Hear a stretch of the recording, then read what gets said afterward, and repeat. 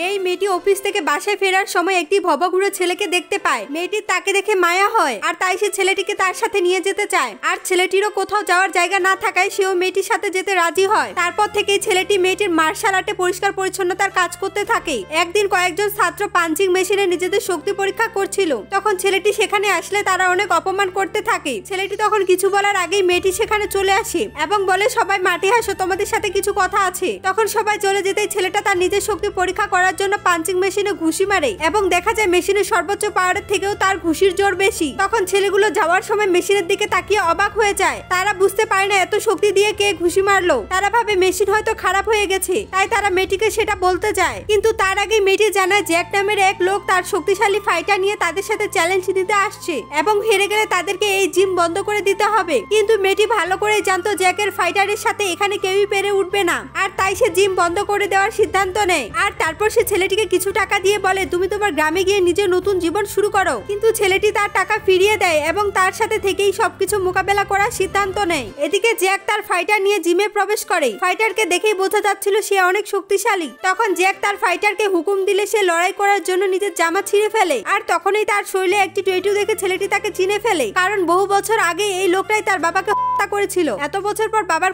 সামনে পেয়ে ছেলেটি রেগে আগুন হয়ে যায়। আর এরপর সে কি করবে সেটা জানতে হলে চ্যানেলটিকে সাবস্ক্রাইব করে দিন।